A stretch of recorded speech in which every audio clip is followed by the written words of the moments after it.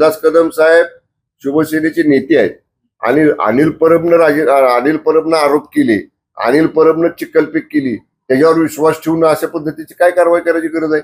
अनिल परब उद्या त्याच्या मनाला वाटेल तसं कोणावर बी आरोप करेल, काही आरोप करेल, बेछूट आरोप करेल, तर 3 आरोप करेल, ज्याच्याकडे काही पुरावा नाही असे आरोप करेल, त्याला काय अर्थ आहे?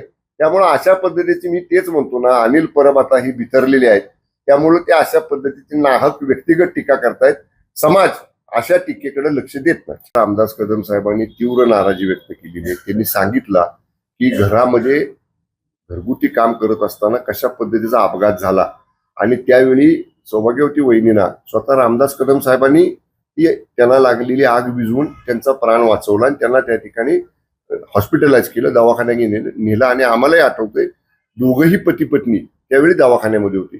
त्यामुळे अशा व्यक्तिगत बाबींचा एखाद्या मायमाऊलीच्या बाबतीतला असा काहीतरी आरोप करायचा आणि ते ह्याला उलट राजकारण म्हणतात की आता रामदास कदम साहेबांवर व्यक्तिगत टीका करायची आणि त्यांचे चारित्र्य हनन करायचं, त्यांची बदनामी करायची. हा प्रयत्न जो अनिल परब करतायत हा चुकीचा आहे. हा संसदीय किंवा आपण जे सर्वसाधारण राजकीय कामकाज बघतो त्याच्यामध्ये कोणी इतक्या खालच्या थराला जाऊन बोलत नाही.